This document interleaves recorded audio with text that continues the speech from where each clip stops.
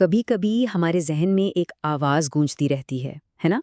آج ہم اسی پر بات کریں گے کہ ہمارے اندر کی اس آواز کو ایک نیا، ایک مثبت زاویہ کیسے دیا جائے۔ یہ ایک ایسی ٹیکنیک ہے جو ہمارے سوچنے کا انداز ہی بدل سکتی ہے۔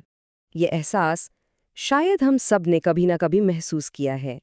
وہ سوچ جو کہتی ہے کہ ہم دیر کر چکے ہیں، کہ ہم کسی دوڑ میں پیچھے رہ گئے ہیں۔ یہ ایک بہت ہی عام لیکن سچ پوچھیں تو بہت بھاری اور تکلیف دہ خیال ہے۔ اور یہ احساس آتا کہاں سے ہے؟ اکثر تب جب ہم اپنے ارد گرد دیکھتے ہیں اور ہمیں لگتا ہے کہ سب لوگ تو بہت آگے نکل گئے ہیں اور ہم وہیں کے وہیں پھنسے ہوئے۔ ایسا محسوس ہوتا ہے جیسے ہمارے اپنے راستے میں ہی کوئی مسئلہ ہے۔ لیکن ایک منٹ رکیے، کیا ہو اگر اصل مسئلہ ہماری رفتار یا ہماری پوزیشن کا ہو ہی نہ؟ کیا ہو اگر اصل چیلنج ہمارے ذہن میں ہو، وہ کہانی جو ہم اپنے آپ کو سنا رہے ہیں؟ چلیں اسی خیال کو تھوڑا اور گہرائی میں دیکھتے ہیں۔ اور یہاں سب سے اہم بات آتی ہے، زندگی کوئی ریس تو نہیں ہے نا کہ سب ایک ہی فنش لائن کی طرف بھاگ رہے ہوں۔ ہر کسی کا اپنا سفر ہے، اپنی ٹائم لائن ہے، اپنی رفتار ہے۔ کوئی دیر سے نہیں ہوتا، ہر کوئی اپنے بالکل صحیح وقت پر ہوتا ہے۔ تو یہاں ایک چھوٹا سا لیکن بہت پاورفل بدلاو ہے۔ یہ سوچنے کے بجائے کہ میں دیر سے ہوں، کیوں نہ یہ سوچا جائے کہ میں سیکھ رہا ہوں، میں پیچھے ہوں کی جگہ میں آگے بڑھ رہا ہوں، میں گرو کر رہا ہوں۔ دیکھیں، یہ صرف الفاظ کا کھیل نہیں ہے، یہ اپنی پوری سوچ کو، اپنے پورے مائنڈ سیٹ کو ایک منفی جگہ سے ایک مثبت آگے بڑھنے والی جگہ پر لانا ہے۔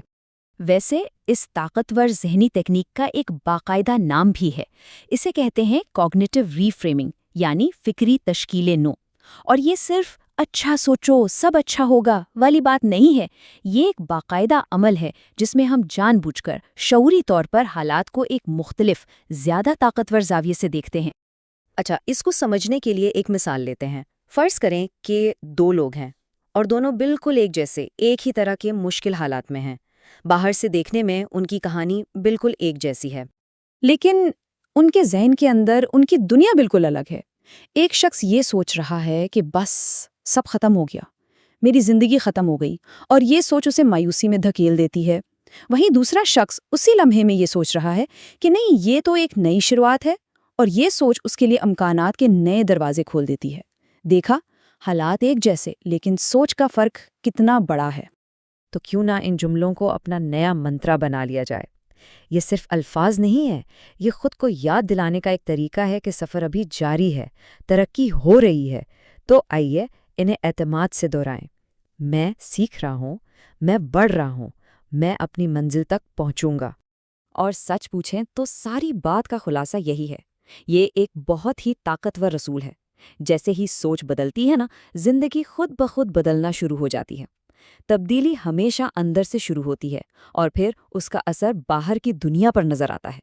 تو آخر میں یہ ایک سوال ہے جو ہم سب خود سے پوچھ سکتے ہیں، آج، ابھی، وہ کون سی ایک سوچ ہے جسے ایک نئے زاویے سے دیکھا جا سکتا ہے؟